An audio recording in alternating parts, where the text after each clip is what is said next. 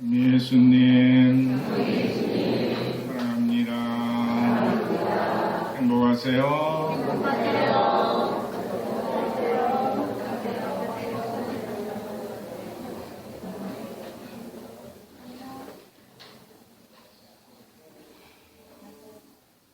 한 주간 평안하셨습니까? 네. 거대한 태풍이 몰려온다고 하는데 지금은 태풍 전야처럼 아주 고요한 것 같습니다. 큰 피해 없이 잘 지나가 주기를 바라는 마음뿐인데 그런 자연의 위력 앞에서 한낱 인간이 잘난 체 해보아야 얼마나 보잘것없는 존재인지 더 깊이 절감하게 되는 시간이기도 합니다. 이러한 우리들에게 보다 좋은 길을 걸어갈 수 있도록 주님께서 우리를 초대해 주시고 계시는데 그러기 위해서는 우리가 주님을 온전히 따를 수 있어야 됩니다. 근데 주님을 따르는 제자가 되려면 뭔가 자격이 있어야 된다. 세상살이를 하면서도 입시부터 시작해서 직장을 가지고 일을 하기 위해서도 여러 가지 자격시험을 보고 면허증을 가져야 되듯이 예수님의 제자가 되기 위해서도 뭔가 자격이 필요하다. 그래서 그 자격 요건이 무엇인지를 오늘 예수님은 우리에게 말씀해 주고 계시는데 뭔지 아시겠습니까? 첫 번째는 뭐라 그러셨어요? 누구든지 나에게 오면서 자기 아버지, 어머니, 아내와 자녀, 형제, 자매 그리고 심지어 자기 목숨까지 미워하지 않으면 내 제자가 될 수 없다. 이게 첫 번째. 그럼 두 번째는 누구든지 제 십자가를 짊어지고 내 뒤를 따라오지 않는 사람은 내 제자가 될 수 없다. 그리고 세 번째 끝에 가면 자기 소유를 다 버리지 않는 사람은 내 제자가 될 수 없다. 이런 자격 요건을 우리에게 말씀해 주시는데 어떻게 제자 되기가 쉬운가요? 굉장히 곤란한 문제라고 생각되지 않습니까? 아니 가장 가까운 자기 부모님과 형제 자매 아내와 남편까지도 미워하지 않으면 내 제자가 될 수 없다니. 더구나 자기 목숨을 미워해야 된다. 참 이해하고 받아들이기 어려운 말씀이 아닐 수가 없습니다. 그런데 우리가 이것을 제대로 이해하려면 히브리 성경의 히브리어로는 미워한다는 개념이 우리가 생각하는 것과 같은 그런 미워하는 것이 아니라 하느님보다 더 사랑해서는 안 된다. 첫 자리에 두면 안 된다. 아무리 아버지, 어머니가 중요하고 또 세상 재물이 중요하고 목숨이 중요하다 하더라도 하느님보다 그것이 더 중요해서는 안 된다. 중요하게 여겨서는 안 된다. 그런 의미로 여러분들이 이해를 하시면은 무슨 뜻인지 이해할 수 있지 않을까 생각합니다. 그런데 실제로 우리가 살아가면서 하느님보다 자기 어머니, 아버지, 또 형제자매, 가족들을 더 소중하게 여기는 경우가 너무나 많습니다. 그런데 아무리 가깝게 소중하게 여긴다 하더라도 언제까지 나를 지켜주고 나와 함께 할 수 있을까? 그리고 그들이 내 목숨을 지켜줄 수 있을까? 이런 것을 질문한다면 한계가 있다는 것을 또한 분명히 알게 됩니다. 그래서 우리 생명의 원천은 보다 중요하게 여겨야 될 분은 그 누구보다도 그 무엇보다도 첫 번째로 하느님이시라는 것을 확실하게 알고 믿고 따를 수 있을 때 우리가 올바로 예수님의 제자로 살아갈 수 있다는 이야기입니다. 이것이 쉽지가 않지만 예수님은 먼저 그런 삶을 실천하셨죠. 우리가 알다시피 예수님은 성모님을 어머니로 모시고 계셨지만 당신을 찾아온 그 어머니에게 반갑게 맞이하면서 맞아들인 것이 아니라 뭐라 그러셨어요? 누가 내 어머니고 누가 내 형제들이냐? 하느님의 말씀을 듣고 실천하는 사람이 바로 내 어머니요 내 형제다 하고 말씀을 하셨습니다. 성모님이 듣기에 섭섭할 수도 있었겠지만 성모님은 그 예수님의 말씀을 그대로 받아들이셨고 당신 아들이 자신의 목숨을 바쳐서 구원 사업을 이루는 그 일에 적극적으로 참여하셨다는 것을 우리는 압니다. 그래서 십자가 밑에서 예수님의 순환을 지켜보면서 끝까지 하느님의 뜻을 따르려고 노력하신 분이 성모님이시라는 것을 우리는 잘 알고 있습니다. 그렇게 예수님과 성모님의 관계가 가장 소중한 어머니와 아들의 관계였지만 그럼에도 불구하고 하느님의 뜻에 충실하면서 살려고 했던 그 신앙의 가르침을 또 누가 실천했는가?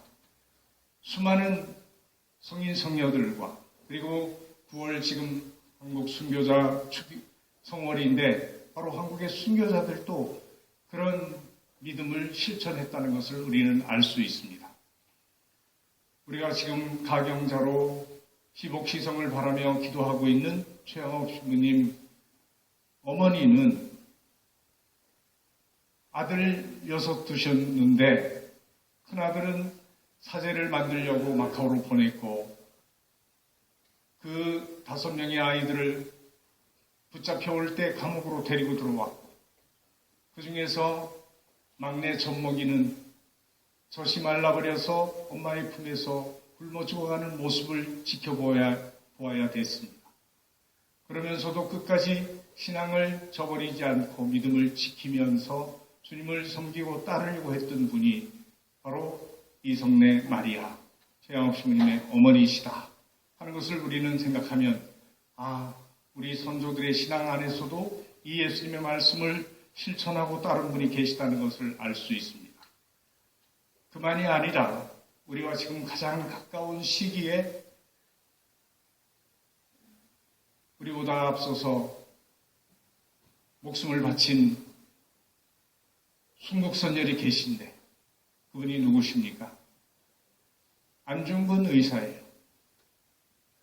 근데 그 안중근 의사가 이토 히로부미를 저격하고 체포돼서 사형 판결을 받고 감옥에 갇혔을 때 어머니 조 마리아가 그 감옥에 갇혀있는 아들에게 편지를 써보냅니다. 그 편지가 이렇게 되어 있습니다. 네가 만약 늙은 어미보다 먼저 죽는 것을 불효라고 생각한다면 이 어미는 웃음거리가 될 것이다. 너의 죽음은 너 한 사람의 것이 아니라 조선인 전체의 공분을 짊어지고 있는 것이다. 네가 항소한다면 그것은 일제의 목숨을 구걸하는 짓이다. 네가 나라를 위해 이에 이른즉 땀만 먹지 말고 죽으라. 옳은 일을 하고 받는 형이니 비겁하게 삶을 구걸하지 말고 대의에 죽는 것이 어미에 대한 효도이다. 여기에 너의 수의를 지어보내니 이 옷을 입고 가거라. 다음 세상에는 반드시 선량한 천부의 아들이 되어 이 세상에 나오노라. 이런 편지를 어머니가 아들 안중근에게 보냈습니다. 어머니가 아들이 귀하지 않아서 그랬습니까? 너무나 자랑스럽고 소중한 아들이지만 그 아들이 부끄럽지 않게 하나님의 뜻을 따라서 지금 예수님 말씀처럼 그렇게 죽음을 받아들일 수 있도록 하기 위해서 신앙을 갖고 아들에게 보낸 가슴 저린 편지가 아닐 수가 없습니다. 그런 어머니 덕분에 안중근 의사는 장렬하게 목숨을 바쳐 순국하셨습니다. 그런 글을 보고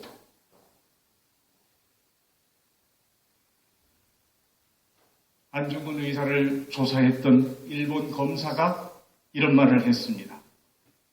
일본인으로서 이런 말을 하게 된 것은 가슴 아픈 일이지만 안중근은 내가 만난 사람들 중에서 가장 위대한 사람이었다. 그리고 중국 속담에는 혁명가가 되려거든 손문처럼 되고 대장부가 되려거든 안중근처럼 되라 하는 말이 있습니다.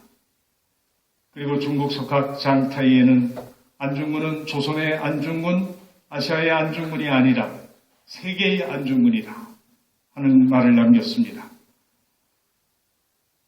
안중근 의사는 사형 직전 동생과의 면회에서 남긴 유언을 통해서 내가 죽거든 내 시체는 아직 조국으로 옮기지 말고 조국이 자유독립을 쟁취하게 되면 그때 조국으로 옮겨서 매장하여 다오 하고 유언을 했습니다. 인생살이 한 번뿐인데 그 삶의 주인은 누굴까? 그리고 우리는 어떻게 살아야 되는 것인가 하는 생각을 한 번은 더 깊이 해봐야 되지 않나 생각합니다. 그래서 또 다른 측면으로 한번 보고 싶은 사람이 있습니다. 지난 6월 95세의 나이로 선종했던 전국 노래자랑 MC로 34년을 재직했던 송혜 선생님이 마지막으로 부른 노래가 뭔지 아십니까? 내 인생 딩동댕이라고 하는 노래죠. 그러면서 그는 이런 이야기를 했습니다. 전국 노래자랑을 다니면서 수많은 참여자들에게 땡 아니면 딩동댕을 쳤는데 살아가면서 땡을 당해보지 않으면 제대로 인생을 모른다. 그리고 자신이 들려준 이야기는 노래사랑에서 땡을 당해도 좋지만 내 인생에 있어서 내 삶이 끝날 때 딩동댕 하는 소리를 내가 듣고 싶다. 그런 정신을 가지고 자신의 삶을 열심히 사셨기 때문에 정말 많은 국민들로부터 존경과 사랑을 받는 그런 분이 되시지 않았나 생각을 합니다. 그래서 우리들도 한번 가을에 오는 이 길목에서 나는 어떻게 살아서 내 인생이 딩동댕 하고 잘 마칠 수 있을까를 생각해 보면서 예수님의 이 말씀을 마음속에 새겼으면 좋겠습니다. 자기 십자가를 지고 나를 따라라. 자기 소유를 다 버리고 나를 따라야 내 제자가 될 수 있다. 정말 내가 무엇인가를 움켜쥐고 있으면 욕심을 부리고 있는 동안 결국 남을 사랑할 수 있는 그런 능력은 다 잊어버리게 될 수밖에 없습니다. 내게 주어진 한 번뿐인 충실한 삶을 다 살아서 정말 목적지 하느님 나라에 도달한다는 것은 이 땅에 땀을 흘려 심어놓은 곡식들이 잘 자라서 연그럭 아름다운 열매를 맺고 추수되는 것과 같은 것이라 생각을 합니다. 그러한 의미를 묵상하면서 내 인생의 가을이 오면이라고 하는 시를 한번 생각해 보았으면 좋겠습니다. 내 인생의 가을이 오면 나는 나에게 물어볼 이야기들이 있습니다. 내 인생의 가을이 오면 나는 나에게 사람들을 사랑했느냐고 물을 것입니다. 그때 가벼운 마음으로 말할 수 있도록 나는 지금 많은 사람을 사랑하겠습니다. 내 인생의 가을이 오면 나는 나에게 열심히 살았느냐고 물을 것입니다. 그때 자신에게 말할 수 있도록 나는 지금 맞이하고 있는 하루하루를 최선을 다하여 살겠습니다. 내 인생의 가을이 오면 나는 나에게 사람들에게 상처 준 일이 없었느냐고 물을 것입니다. 그때 자신에게 말할 수 있도록 사람들을 상처 주는 말과 행동을 말아야 하겠습니다. 내 인생의 가을이 오면 나는 나에게 삶이 아름다웠느냐고 물을 것입니다. 그때 기쁘게 대답할 수 있도록 내 삶의 날들을 기쁨으로 아름답게 가꾸어야겠습니다. 내 인생의 가을이 오면 나는 나에게 어떤 열매를 얼마만큼 맺었느냐고 물을 것입니다. 그때 나는 자랑스럽게 대답하기 위해 지금 내 마음 밭에 좋은 생각의 씨를 뿌려 좋은 말과 좋은 행동의 열매를 부지런히 키워야겠습니다. 우리들의 삶에도 아침이 있고 저녁이 있듯이 봄이 있으면 가을이 옵니다. 지금 우리는 한 해의 가을 문턱에 들어서 있습니다. 정말 중요한 것은 뭘까? 이것을 다시 한 번 더 생각한다면 예수님의 제자가 되는 것보다 더 소중한 일은 없을 것이고 제자가 되기 위해서 내가 선택해야 되는 것은 무엇인가를 다시 한번 기억해 보면서 우리 선조들이 순교신앙으로 보여준 그 신앙을 우리들도 이 시대에 보다 충실하게 실천하면서 합당한 주님의 제자로 성실하게 주님을 따를 수 있도록 은혜를 청하면서 열심한 마음으로 의사를 봉헌하도록 합시다. 잠깐 묵상하시겠습니다.